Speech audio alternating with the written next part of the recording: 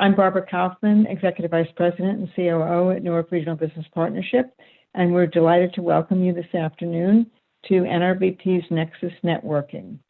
The format for today's program is that for about 25 minutes, we'll hear from our speaker, Ayana Morris, and then I'll invite each of you in turn to introduce yourselves, say something about what you do, and ask a question of our speaker if you have one. Please keep your microphones on mute, and after this introduction, I'll ask you to turn your cameras off while Ayana is presenting, and then we'll have everyone turn their cameras back on for the networking and conversation. Upcoming at NRBP, we have tomorrow, Grow with Google will be about using YouTube for your business. Then in-person networking at Barrow House in Clifton. This will be the first time that we come together in about 15 months, and I, for one, am very excited about doing that. We'll be social distancing and doing it in a very safe way. We hope that you'll sign up for that. On May 22nd, we'll be hearing from the mayor. He's been with us every year since he was elected in June. This will be virtually presented on June 22nd at 10 a.m. If you have program ideas or if you're interested in sponsoring a program, please let me know. I'd be happy to speak with you about that. And if you have news you'd like to share, please let Maya Curry, our communications director, know, and she will share it with our member update email and or on social media. It's now my great pleasure to introduce Ayana Morris. Ayana is a Newark-based filmmaker, and she and her husband and real estate developer, Siree Morris, are the founders of Newark Moonlight Cinema that began in 2020 during the pandemic. It was a really brilliant idea to be able to bring cinema to everyone in a very safe way and reinventing the drive-in, which some of us are old enough to remember being a lot of fun for families. So it was a great experience, and it is my great pleasure to turn this over to Ayana for her presentation. Yes. Thank you so much, Barbara. Thank you, NRBP, for having me. It's such a pleasure. As she mentioned, I'm Ayana Morris. I'm the co-owner of Newark Moonlight Cinema. I'm also a filmmaker, director, producer. And Newark Moonlight Cinema is, one of my brainchilds. You can go to the next slide. I'm very proud to say that me and my husband created and opened up the first Black-owned drive-in movie theater in the state of New Jersey. When we had this idea, we didn't know we were making history. I'm a filmmaker, he's a developer. This is really the first time that the two of our industries kind of merged. Two of our passions came together to create a business. And, it was really me spearheading it and getting him on board. And it was a really easy sell, I'm proud to say, because my husband, sometimes, with the husbands, you have to convince them, you have to prove to them why something is valuable. But when I mentioned this idea to him, he was on board like from day one, and him and his construction team did a really great job of transforming the Beer Stadium and creating a drive-in. So I'm very proud to say that. Yeah, you can go on to the next slide. So everybody asked me, how did you come up with the idea to open up a drive-in? Where did it come from? How was Newark Moonlight Cinema born? So as I mentioned, I'm a filmmaker, I'm a director. I recently completed a documentary called Wise We Americans. I co-directed that with Udi Alani. It recounts the Baraka family's impact on the city of Newark and how they've been an integral part of ending apartheid in the city. That documentary was finished last year in 2020 during the pandemic. As you know, most festivals were closed or only doing virtual events. And we were selected to participate in a small festival here in New Jersey called the Lighthouse International Film Festival, where we pre-screened the documentary. They adapted the pop-up drive-in movie theater concept for their screenings. I thought it was smart. You see here in this picture is me, Udi, and Kabori, who's one of the producers of the project, and our editor, Cheval, standing in front of a blow-up screen where we showed our movie, and everyone loved it. It was all the way in like Long Beach, but people from Newark, a lot of the community came out to watch the movie. And when I saw this setup, I was like, wait, this is a blow-up screen, a projector in the back of a U-Haul truck, and they didn't have out loud sound. And, you played the sound through your car radio, turn the station. I was like, I can do this. This is really simple. You can go to the next slide. I've always wanted to open up a movie theater, but brick and mortar movie theaters, brick and mortar movie theaters are really expensive. So when I brought this idea to my husband and I said, hey, I want to do this drive-in movie theater, he recommended the Bear Stadium would be a great site. And I was like, this is why I married you. Like, absolutely, Bear Stadium is a great site. We already was connected with Ben Corman, who's the owner of Lotus Equity Group. They own Bear Stadium. Well, they owned Bear Stadium at the time. And yes, you can play the video. And this is me and my husband and our kids. Like, honestly, I probably shouldn't even say this, but when you have an idea, you gotta try to figure it out. So we like hopped the gate at Bear Stadium and we went down there and we was like, let's check it out to see if we can make it possible. And this is what it looked like before. You can't really see from the video, but there were like really huge chunks of concrete in the ground, like lots of rebar, like that's like really thick metal that they use to build the stadium. And it looked crazy, but I saw the vision. My husband sold me. He told me that him and his construction crew can do whatever's necessary to get in there and transform the space. And this is the before, and you can go to the next video, next slide. And this is what it looks like after. So, when you're taking a stadium or a dirt fill and you're converting it, there is it wasn't as strenuous as I thought it was going to be. You do have to get some site plans, get a permit from the city to move the dirt around because you never know what's hiding underneath the soil. So we did that. It took us literally about 45 days from the start of that before video to what you see here in this video now to get the site together and roll it out, make it flat, put the stakes in the ground to create the parking stalls and get the business up and running. So I'm really proud that we were able to do that. And I thank my husband, thank you, Siree, for doing that for me and really, getting in there and getting it done. You can go to the next slide.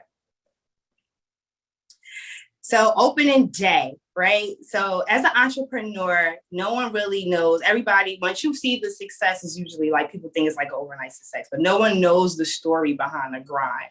So on this day, and a lot of people don't even know this, on this day that we opened up, we had put the tickets on sale like a week before.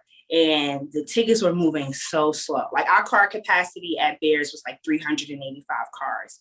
We might have had sold 20 tickets for 20 cars the first Friday that we put it on sale, which was the week before, and it was moving tremendously slow. Thank God for my network. I was working with Pamela Daniels at the time, and a cousin of mine, Kelly, she also worked at News 12, and she was like, send me your press release. And I'm going to put it out to all my news contacts that I have. So she sent out the press release, and literally like the next day, Fox News called, CBS called, ABC called, all the major news networks called and was like, we want to feature your drive-in. We think you're doing something great and we want to help you promote it. And that was like Tuesday, Wednesday, Thursday. I was doing a bunch of interviews and I was looking crazy because I was usually working at the site for all day. And then they were calling at the spur of the moment, like, hey, we'll be there in an hour. And when it comes to the media, you kind of got to move on their time. So I'm in like sweatpants and looking scruffy and sweaty, me and my husband. But we did the interviews, and literally that Friday that we opened, we went from 20 cars to being sold out. And we were really, really happy for the way that the community embraced us. As you can see in the video, like it was a packed house. Because we opened up the business in such a short time frame, we did what we could do in that short time to get the business open. So you see here that we have a blow-up screen, like I mentioned that we did at the other festival. And it was an amazing night. Like the community really embraced it. Everyone came and told us how much they was having a good time. We were so overjoyed that at the end of the night, we literally waved goodbye to every car that left. And then that became our staple. So call it like the Chick-fil-A model. You know, Chick-fil-A has a certain brand and they're known for great customer service. in the fast food industry, and I guess we are like the Chick-fil-A of drive-ins. We try to make sure everyone has a great time, have a great experience, and we greet you with a smile, and we wave goodbye and dance as you exit. You can go to the next slide.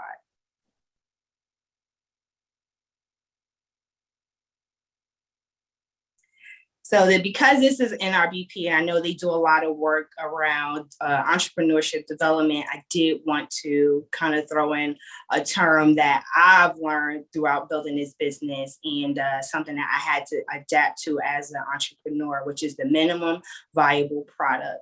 When you're an entrepreneur, you're naturally a problem solver. You also probably have really big and grand ideas, as I do. And sometimes they're so grand that it becomes a little overwhelming and you feel like you can't do it. So I would say to anyone who wants to become an entrepreneur, you have a really big idea.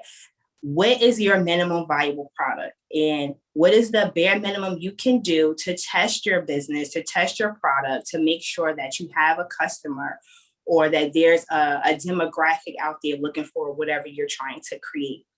So as I mentioned, we opened up the business in 45 days, which is really fast for any business, especially for a movie theater. And because of that, we outsourced all of our services. So the blow up screen, we didn't own it, we rented it. And, it was a great thing to have initially, but it did have its limitations.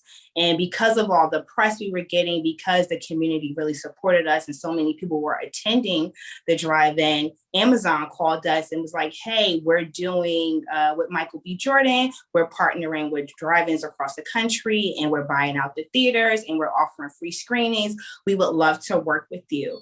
But our conditions is rain or shine. So whether it's raining or not, you had to show their movies. Blow-up screens cannot operate in the rain because they're not a permanent structure, and the rain would just do so much damage. So my husband, as Barbara mentioned, he's a real estate developer. He's also building the first multifamily house out of shipping containers. And in our research, we had saw that another drive-in theater in Florida had did a movie screen out of shipping containers. So I said, look, Amazon wants us to do this screening. It has to be rain or shine. We cannot rely on a blow-up screen. I need a screen, and I need you to build it for me. And my husband, he did the research, he engineered it, he worked with his crew, and they built the movie screen out of shipping containers in 3 days, which is absurd. But that's only something that I feel my husband can do. And I thank him. I keep saying that because he worked so hard for me, and his services is appreciated. So you see here on I guess this is my left. I don't know which way. You see the blow-up screen, and then on the other side, you see the screen, and the screen made out of shipping containers. And on that screen is one of the documentaries that we showed that was an Amazon film. And because of that, we were able to host about 8 free screenings for the community because of this partnership we had with Amazon. And I just wanted to highlight this because, when you want to start a business, again, sometimes your idea is so grand, you feel like you can't do it. What is the bare minimum you can do just to get the business open? And because we did that, we started with the blow-up screen, we generated enough money that we just reinvested that money into the business. And then we updated our experience. We brought in the shipping container screen. We eventually put speakers all over the lot. So because we had a lot of people who were coming wanting to sit in their lawn chairs. I mean, it was COVID, but people were itching to get out of the house. So you're out the house. And do you want to sit in the car the whole time? Maybe not. Maybe you do. And for those who didn't, we played the audio out loud so that it was really like a full-on movie going experience, but at a drive-in. So minimal viable product. What's the bare minimum you can do to get your business open? Definitely go for that. Whatever money you make, reinvest that to the business and grow it and make it better over time. Okay, next slide. So Newark Moonlight was originally supposed to be a pop-up business, only go for like 3 months in the summer. But because you guys loved it so much, because it was doing so well, we extended it all the way up until December. You see me in my winter coat, me and my kids and my husband in our winter clothes. We closed our door on December 15th. And that was me plus and play on the last movie. And, I'm very happy to say that over the summer, Like I said, our car capacity was about 385 cars. We were sold out almost every night in the summer. I mean, people were hitting me up directly like, why is your theater selling out so fast? I wanted to get tickets, but I waited too long. And we are really appreciative of the way you guys embraced us. And because of that, we are now transitioning into a more permanent location. And this is what the new Newark Moonlight Cinema will look like in 2021. I really want to tell y'all the new location, but if I do that, my husband's going to kill me. So we are moving to a lot. We're moving from Beer Stadium to a lot that's literally like a 2-minute walk. No, maybe 5-minute walk, 2-minute drive from Beer Stadium. It's still in the Central Ward. It's still very close to downtown. And this year, we're going to have multiple screens. We're going to have a full restaurant on site to offer concessions, and we're expanding our menu. My husband, I'm going to call him the shipping container guy. He's building a restaurant for Moonlight out of shipping containers. We're bringing in more screens. Those are also made out of shipping containers. I highlight that because when you're a developer, and which we are, you can only put but so much stress on the earth and so much stress on the natural resources, right? So, I know in this age, we're all trying to figure out how to be more fair to the earth, how to be kinder to the earth, and still build in a way that is earth friendly, and repurposing things that that can't be broken down or can't be recycled. And shipping containers is one of it's corrugated metal. Once you have a container, there's really nothing you can do to like break it down and to really get rid of it. So we're glad that we're taking something, and repurposing and recycling it for a better use. Next slide. Yes. So we are opening up really soon. Everyone's asking. I get all the DMs, all the emails. We are in a process of building out the new location, and construction takes time, and we are eager to open. But when we do, this is where you can purchase your tickets. Because of COVID last year, we adapted a no cash model for our business, which a lot of businesses did, which I think is really smart and also very efficient as a business owner. You can purchase on our website directly, newarkmoonlight.com, when we are reopened to the public. Next slide.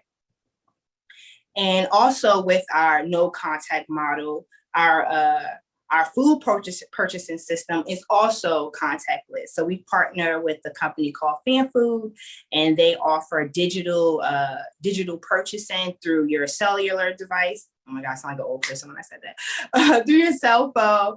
But yeah, so if you want to, when you visit Newark Moonlight Cinema, if you want to purchase food from us, you have to download the Fan Food app. Our total menu is on there. You pick your item. Once you purchase it through the app, our kitchen gets a notification, and they prepare your food. Once your food is ready, they send you a text message, and they let you know that your food is ready for pickup. You approach concession, and we hand you over the food. I think it's a really smart way to adapt to COVID times and try to minimize contact between people as much as possible. Next slide. So when you come to Newark Moonlight Cinema, and I'm going to really explain why me as a theater and other movie theaters do this too. And it's a little bit more of the behind the scenes of what it takes to run a movie theater. You cannot bring no outside food or drink. And yes, it's a drive-in. Yes, you're in your car. So people do think that because they're in their car, they can bring their own food, they can bring their own drink. And I understand, I get it. But it really hurts movie theaters when you don't support our concessions. What a lot of people don't know about movie theaters is that when you purchase your ticket, about half of your cost of your ticket goes back to the movie studios who actually owns the content. So every time I play a movie, whether I played there once, 3 times, it doesn't matter. Every time I play any content, I have to apply for a licensing fee. And a part of that licensing fee means that whatever I sell the ticket for, the movie studio gets a cut of that. So movie theaters don't really profit that much off of the content.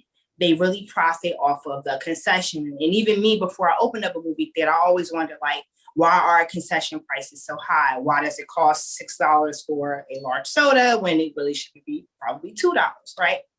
And that's because movie theaters do cost a lot of money to operate because we're very staff heavy. And then we also have the licensing fees that we have to pay for the content. So if you really want to be a great supporter of a theater, or especially an independent theater like ours, you really should not bring in no outside food or drink and support our concession, because that's where we really generate our most profit. And that's what helps keep the doors open. That's what helps us keep our staff paid. And that's what helps us offer a really great experience to the moviegoers. Yeah, so please support the concession and please don't bring no outside food or drink. Next slide. Yeah, so yeah, I know everybody wants to know we're reopening really soon. Please follow us on Instagram and Facebook at Newark Moonlight. We are continuously updating that, showing the progress of our build out. We think we're some fun people and kind of funny. So check us out on social media. And as soon as we have a set date, we will release it and let you guys know when we're open to the public.